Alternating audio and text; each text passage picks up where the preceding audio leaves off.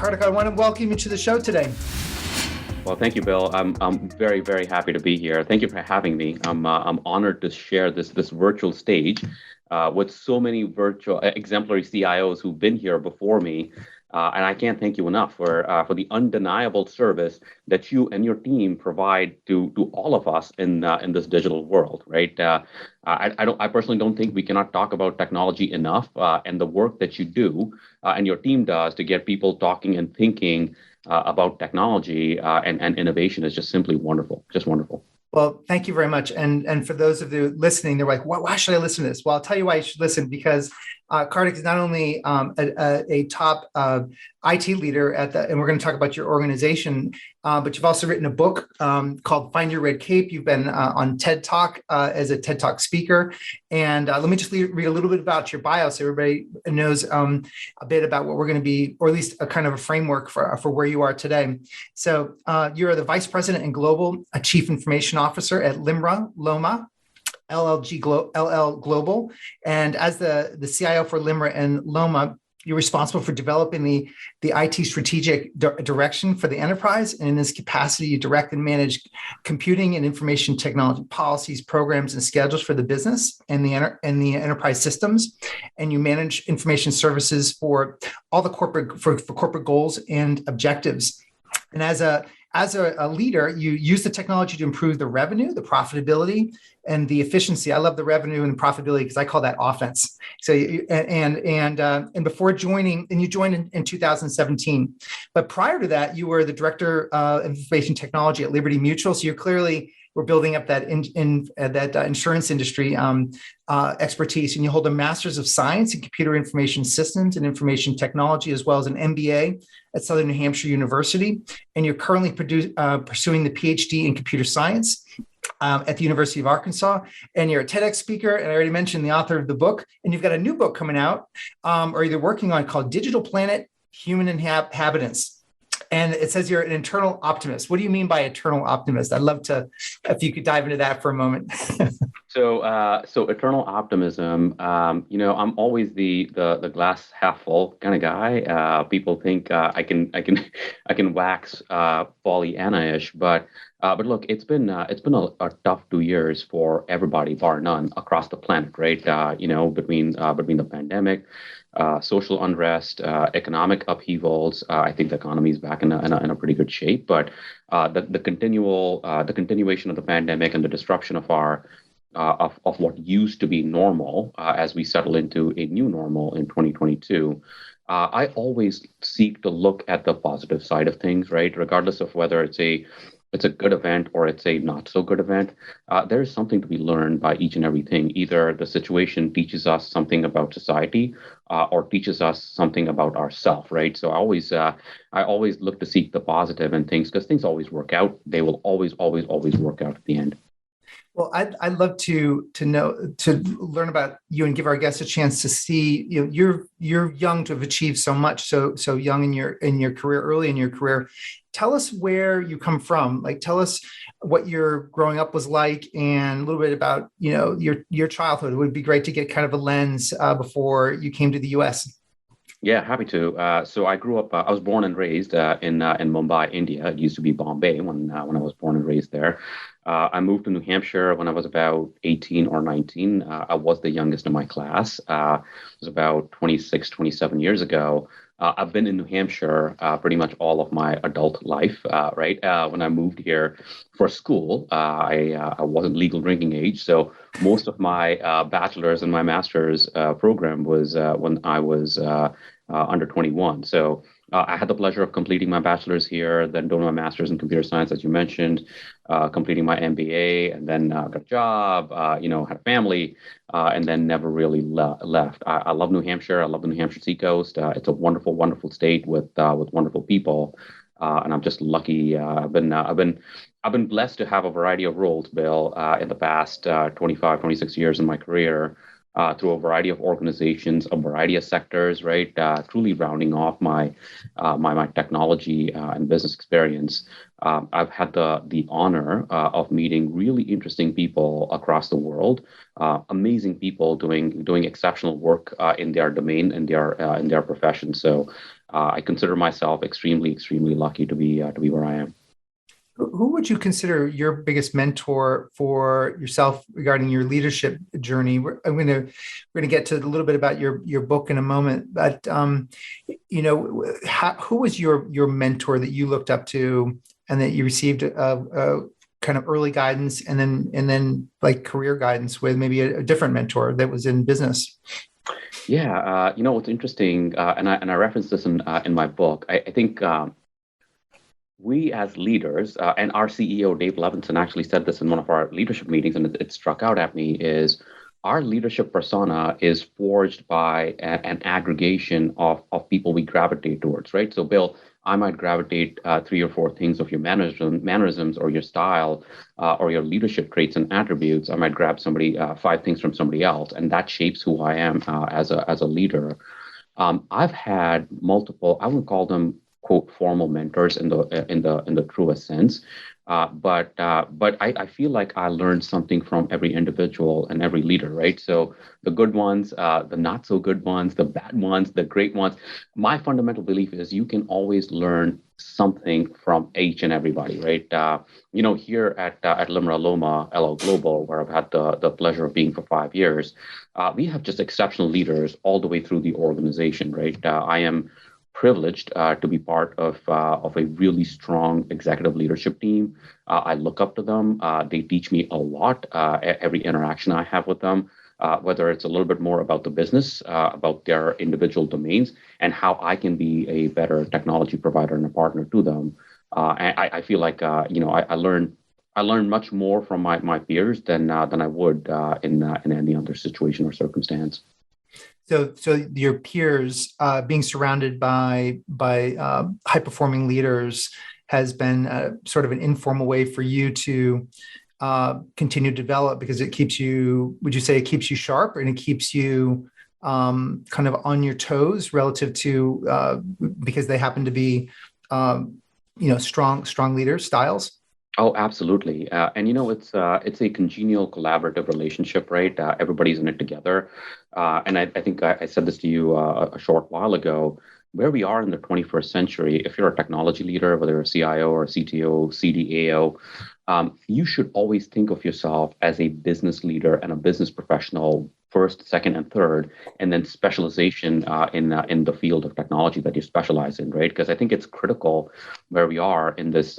We just broached over into the fourth industrial revolution. I think it's going to be critical for us to completely change our mindset around who's a quote business side of the house, who's on the quote IT side of the house. There are no sides. There's only one side, and we are all on the same side of the better organization and to serve the people that serve in it. I've often said that I think people, just to build upon that theme, should look at themselves as Bill Murphy Inc. or Kartik Inc. And look at ourselves as a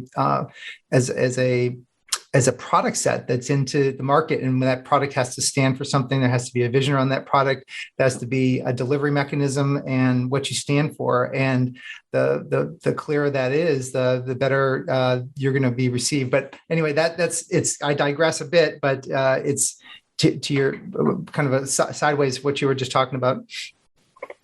I have a question about I noticed that you're a comic book enthusiast, and I'm wondering about how that played into the theme of your book, Find Your Red Cape, and even some of the chapters with kryptonite and such. Did that play in at all into how you built out the book? Yeah, 100%. So I am an unapologetic comic book nerd, and I think I was probably like 4 years old when you remember the first Superman movie that came out, right? With Sure. Christopher Reeve. It was a classic, Superman 1978. And I had been reading. I was a voracious reader growing up, right? And I read pretty much everything. Certainly gravitated towards comic books for the quick reading aspect of it all. And then it really globbed on to the character of Superman, right? And as the title might be a giveaway, I think to me, finding who we are as leaders, discovering oneself and our inner core, finding our superpowers as leaders, I think there is something incredibly powerful about leadership, right? It is a compounding force for good or bad, and yeah. So I have no qualms about it. I think my gravitation towards the character of the Superman, this mythical superhero, right? And what the character stands for in terms of leadership lessons that we can derive and apply are pretty profound if you take a step back and think about it.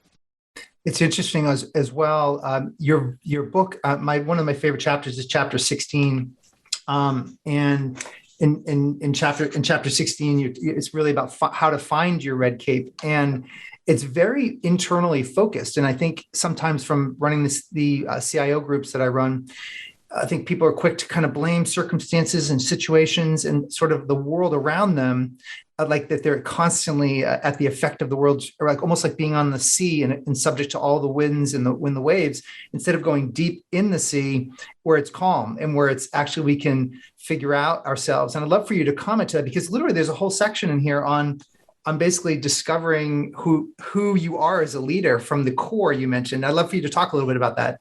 Yeah, happy to. So the general premise of the book, right? The way I've tried to structure it, I intended the book to be somewhat of a journey, right? In the first section of the book, I talk about the value and the strength and the compounding force that is leadership, and why leadership is so critical, right? This core that I mentioned, that you just talked about, the leadership core, in my opinion, Bill, is buried under a couple of concentric layers, right? If this is your core, it's buried by all of the leadership training and development that we all receive through our careers, encompassing that, encapsulating that. And these are always fluid, right? It's going to grow, it's going to twist, it's going to contort. Encapsulating all of that is experience. Experience matters. Leadership experience matters. The challenge that we find ourselves, and that's the premise of this book. Experiences are critical. Training and education is invaluable. But the more we fixate on experiences and training and development alone, one of the most profound takeaways I've had interviewing dozens upon dozens of leaders across the world for this book is how quickly we lose sight of who we are, right? Who we are as leaders and why it is that we do what we do. So as you described, section 16 or chapter 16 is a culmination of that journey. It's for you as a leader to understand who you are and how your leadership persona, your core, your superpowers were forged way back when. And the theory that I have is your leadership persona was forged quite early in your childhood, right? It is a product of who you needed as a leader when you were a child. And the last thing I would add is I've attempted, as you've probably seen, in addition to highlighting the stories and anecdotes of leaders across the world, what I've attempted to do is open 90% of all the chapters with a personal story or a story of a famous leader through history, right? And seek to connect that to the theme of each individual chapter. So yeah, it does lead up to chapter 16. I have an assessment in there for individuals to discover who they are themselves at their core and what makes them tick as a leader. Well, I don't see anywhere in your this is a psychological kind of onion skinning the process, and normally people would leave off. They say, "Oh, develop your mission," and all this stuff, and it's just so yawn. But this actually gets, like, literally, and in one of your presentations, the Apple core, like it gets to, like, one of the questions is here, which of the following best describes your childhood, and then your thoughts and feelings in childhood, because anyone who's listening who's done anything about psychology knows that, like, it's very hard to deprogram your first 8 years of your life. 100%. I mean, if you don't get it right, I tell people, they say, "What do I do?" And my kids are 2 and 3. I said, if you don't get it right in the first 8, forget it. Everything else is just your 16-year-old looks at you, and if you didn't fix that behavior at 6 years old, or if your 16-year-old sits there and says, "I can't do this, I can't do that," well, that was started when the books you're reading and the things that were coming out, and the fears and the doubts and anxieties they had from mom and dad. It's quite profound. How'd you come to that realization? How'd you figure that out? So I am not a psychologist, nor do I play one on TV, right? However, as I was going through the journey with the book, right, and again, I'm driven by the fact that I do believe leadership is so critical, and it's not about a job title, it's not about the corner office, it's not about making X amount of money, right? It's about influencing, impacting people positively, and being in service to others. So as I was going through this book, I had a general idea about surfacing your own inner core superpowers.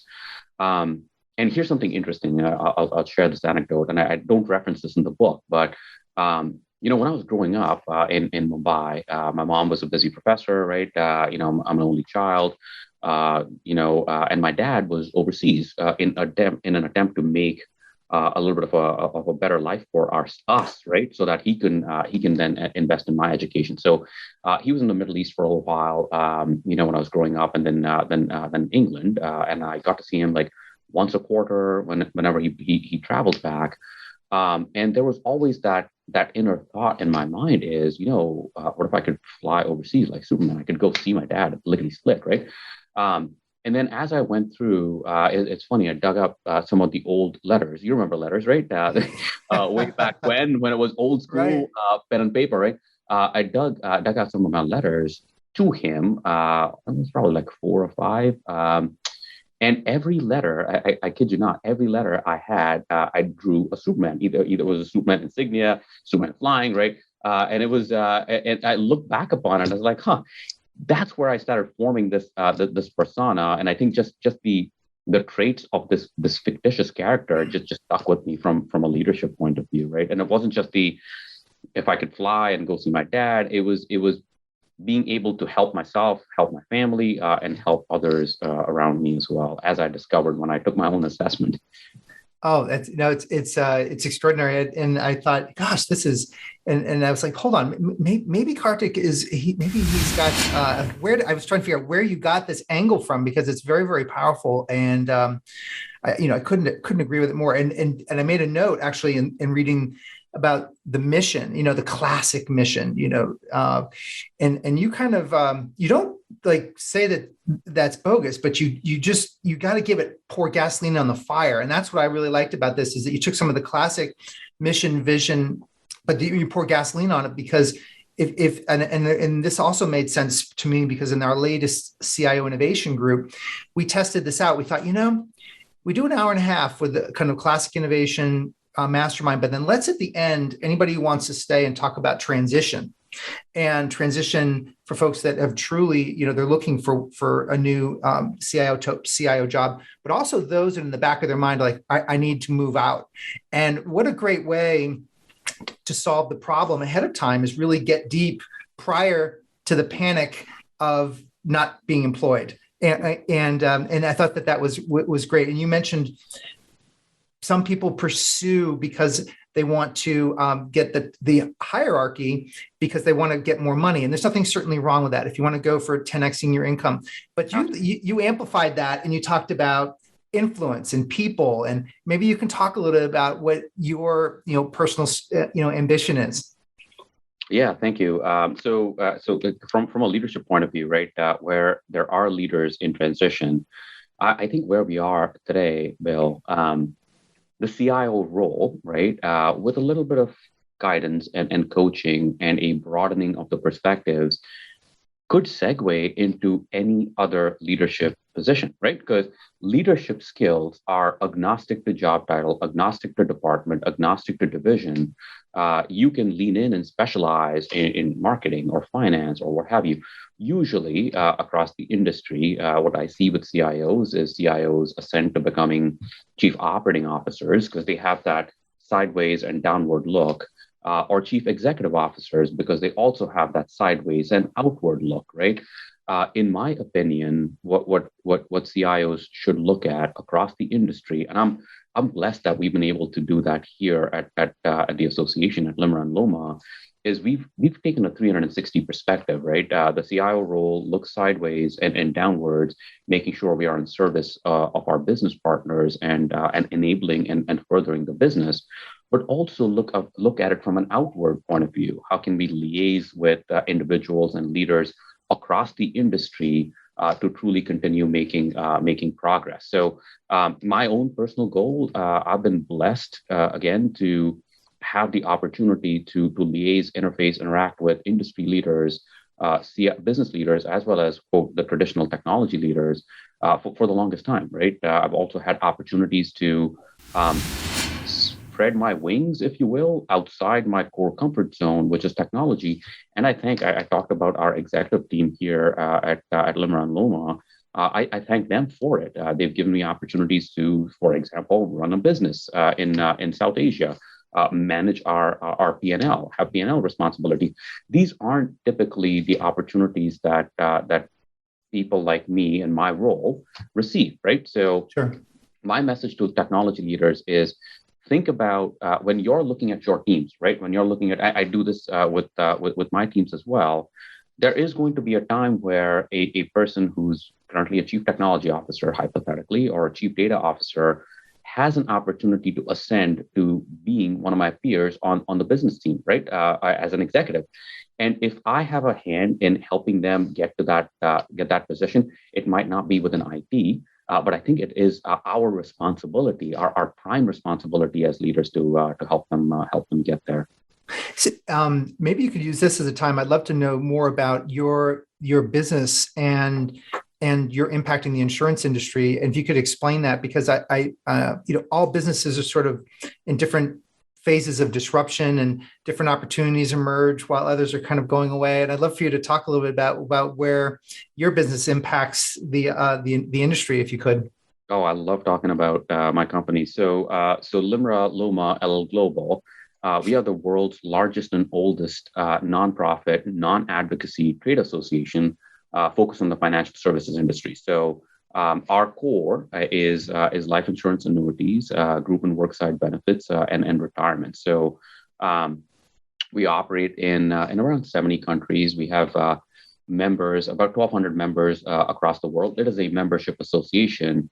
Quite candidly, I would be hard pressed to name life insurance companies in North America that are not members of LIMRA and LOMA, right? So we enjoy, sure. we are by the industry and for the industry. LIMRA is about 106 years old. LOMA was about 100 and odd years old. But between LIMRA and LOMA, the association merged together as one back in 2007, 2008. It's over an aggregated 200 plus years of insurance industry knowledge. We are the by the industry for the industry. We are the trusted source for our industry, for our research, distribution training, for education, right? So you can, the FLMI, the LOMA designation is essentially effectively a master's degree in insurance. Yeah, I mean, I got my start in the insurance industry out of college in '91 at Northwestern Mutual Life. Yep. And I mean, I remember seeing LIMRA on the tagline. It was an important designation for the insurance companies to have. Did you cover private casualty insurance at all, like property casualty, or is it just life and disability insurance? So it's life and disability. The Property and Casualty Association is the institute. I would consider them to be a sibling association, if you will. We are all in service of the industry as a whole, right? Holistic. Yeah. But property and casualty is not within our purview. So how disruptive is it these days when people living longer with the exponential? Because when I was selling life insurance and disability insurance, we were just using the actuarial tables of the kind of the classic, 65. You're getting old and you're dead by, in the 70s or 80s. But now, I mean, that's all being blown out of the water. So how does that impact underwriting and how you're selling products? Yeah. So across the industry, right? Because LIMRA LOMA, we have our finger on the pulse of the industry, not just today, but over the next several years. So underwriting as a practice is changing dramatically, driven by several reasons, right, Bill? So it's not just primarily predicated by the way business is conducted, but think about the consumers. Think about the consumer demand, right? So when you were at Northwestern Mutual, remember the insurance binders, remember the underwriting process. Sure. The underwriting process takes anywhere from 30 to 45 days from start to end, right? When I purchased life insurance as a part of my sound financial planning for my family, you have to go in, do the paramedical exam, blood work, right? Urine tests. You think about it this way, right? My kids, they are from Generation Z, right? I don't think they would be patient to go through that process. We live in an era, Bill, where I could pick up the phone, and if my Amazon Prime order does not get here in 24 hours, I'm going to be irritated. If I live in an urban area, say Boston, I expect things to get to me in an hour, right? So, the shifting consumer mindset, the changing consumer, the fact that we expect everything here and now and lickety split, I think that's what's triggering a lot of changes through the insurance landscape, and this manifests itself with all things digital. So, the digitization of the entire insurance value chain, from quoting to estimation to binding to the underwriting process, I think is fundamentally critical across the industry. So, the industry, just as a quick data point, according to LIMRA research, 84% of the industry is implementing some level of automated to accelerated underwriting programs. And this isn't, when people think about acceleration of underwriting or automation of underwriting, it's not just an operational efficiency play, right? Think about the end consumer. Think about the people that we're trying to serve and protect. I mean, it's a noble profession, right? We're helping people live more Oh secure, yeah. financially stable lives, right? So it is intended to make the whole process frictionless and quicker and easier for them ultimately. And it's all the way through, right? One of the things I talked to peers in the industry about is think about the insurance binder. You remember the binder, right? It Oh was yeah. Oh yeah. Oh yeah. so, or even the life insurance contract, the policy. What happens with the iTunes contract, Bill? I mean, when's the last time anybody actually took the time to go through, scroll, and read the iTunes contract, right? We just scroll, click accept, and move on with our lives. I mean, the life insurance contract is the same thing. Think Oh, it's about thick. Generation It's Z. huge. It's voluminous, right? So, are we trying to get a generation that's on TikTok to read Moby Dick? It's not going to happen, right? So, how do you digitize that process and make it engaging and compelling and frictionless for the next generation of consumers to purchase? And how do you make that all digital? So, those are some of the advances and things that the industry is working with. And I got to tell you, people say all the time, and you've experienced it. No one would have ever accused the insurance industry holistically to be on the bleeding edge of technology, right? That's not something that was ever associated with us. But the industry's come a long way, Bill. We invested in scale on all things digital over the past 5, 10, 15 years. I mean, we still have a ways to go, right? Sure. Even within the broader insurance landscape, there are people who are early adopters and there are people who are laggards. But by and large, the digital transformation of this industry has been pretty breathtaking to behold over the past 5 years, only accelerated. Yeah.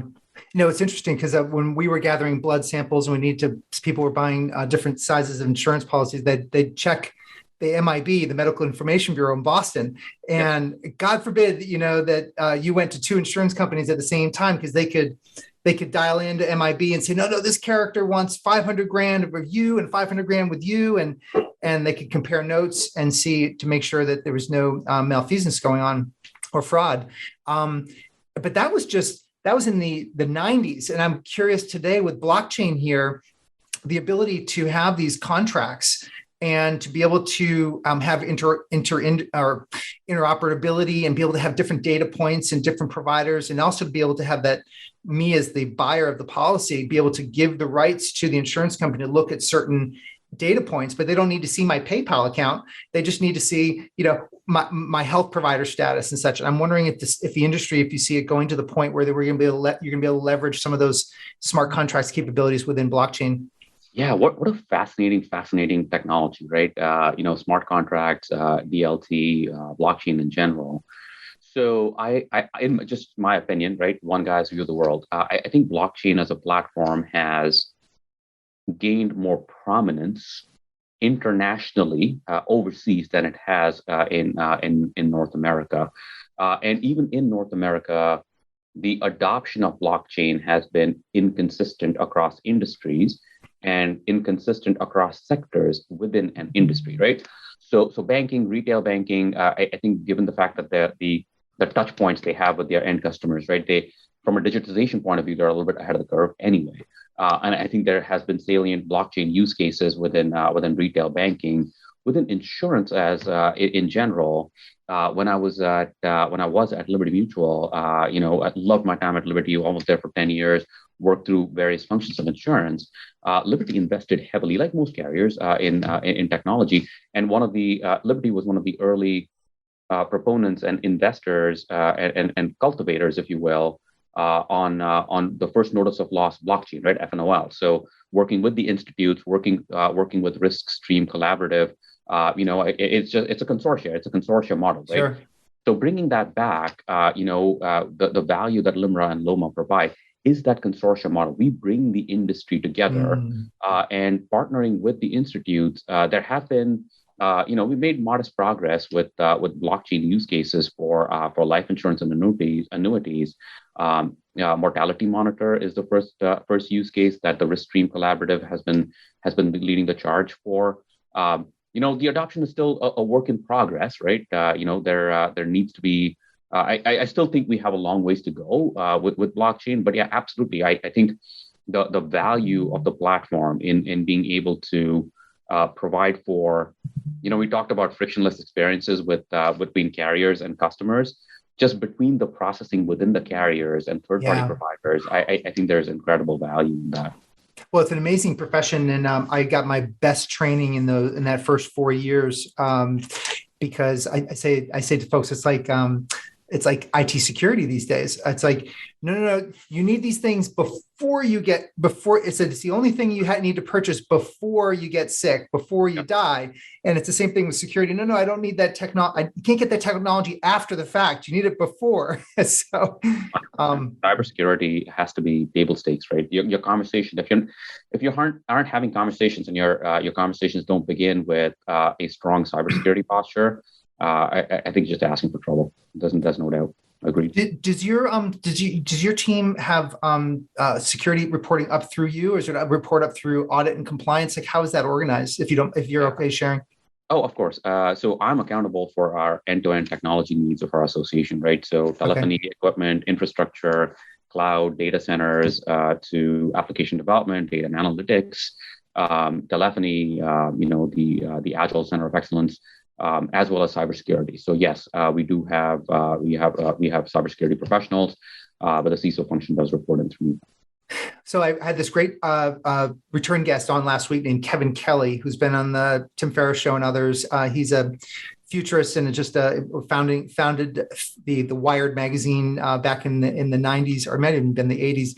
But he said, and he talks about exponential trends in technology, but he said the best way to predict the future is to really understand deeply the present. And then I was listening to you and reading at some of your stuff, and you said that the future is already here. And so I'd love for you to talk about but I think it's an interesting. I want you to talk about that, but then also I want you to talk about it as it relates to you. It said learning. All CIOs must learn how to learn, unlearn, and relearn. So as learn, unlearn, and relearn compared to why do people struggle with understanding the future is here? Yeah. So I have since augmented my comment, Bill. In my opinion, the future was yesterday, right? And it's actually the premise of the next book. Look, I think where we are, right? People think about us still being in the third industrial age, the third industrial revolution, the age of computers, right? As we go into this fourth industrial revolution, connected everything, people sit back and are jarred when I make this simple statement. 25 years ago, at some point in the past 25 years, you and I, Bill, sent our first ever email, right? We received our first ever email. That did not exist 25 years ago.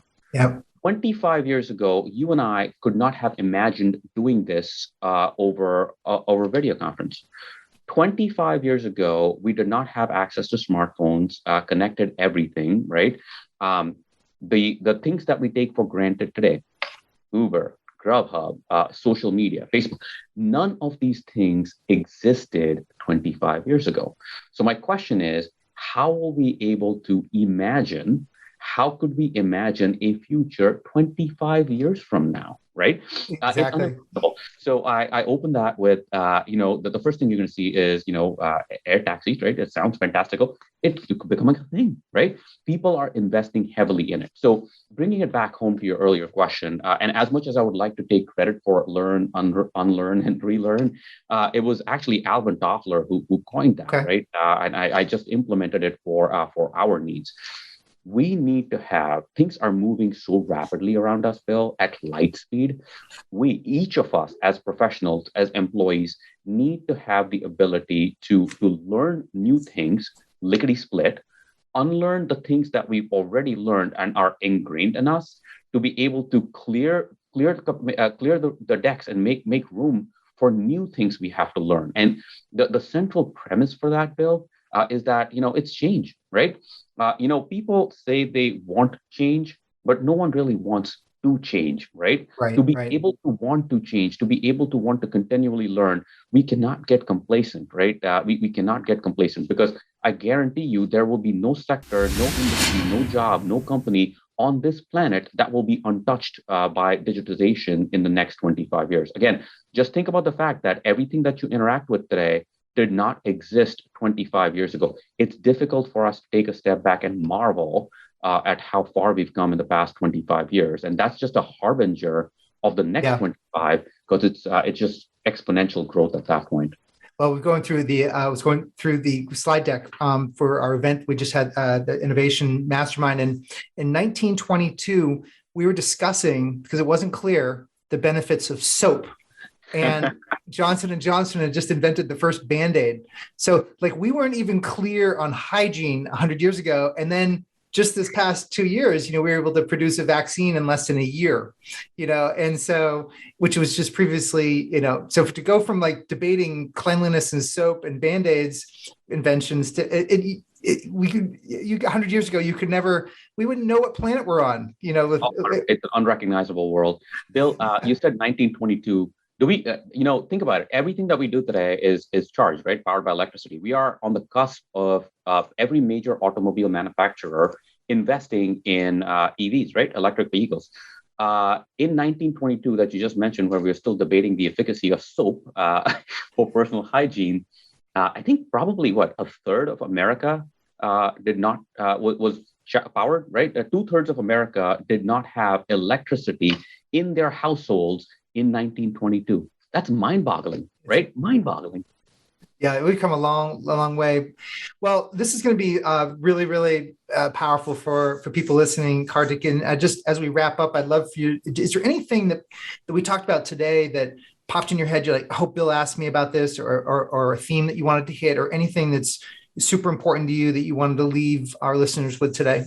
Yeah, happy to. So I'd like to go back and conclude on leadership, if you will. So Bill, look, we all deserve leaders who inspire us to become better versions of ourselves, right? And leadership is not about a title, and it's not just about work. Think about a coach or a sports team, or from our roots in our schooling, think about a minister, right? Or even a political leader. I think leadership is, for good, bad, or indifferent, the most compounding force that we have available to us. All of the things that we have as leadership, whether you're serving in a business role today or a technology role today, my message to my peers across the industry is focus on a few things, right?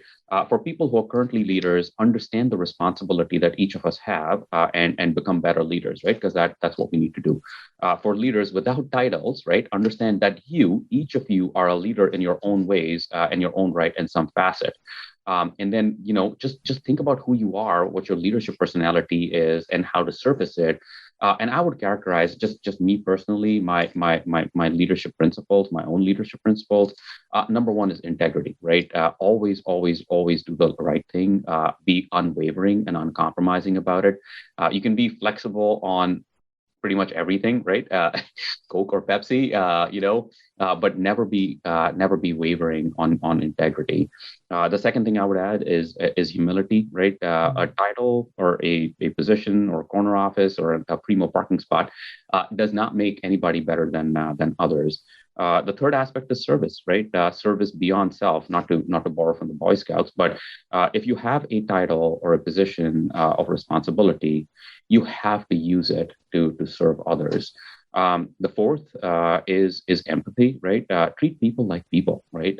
Fellow human beings who are on this rock and on the same journey that we all are. And last but not least, inspire. But you don't have to just inspire people by having a grandiose vision, by being larger than life personality, right?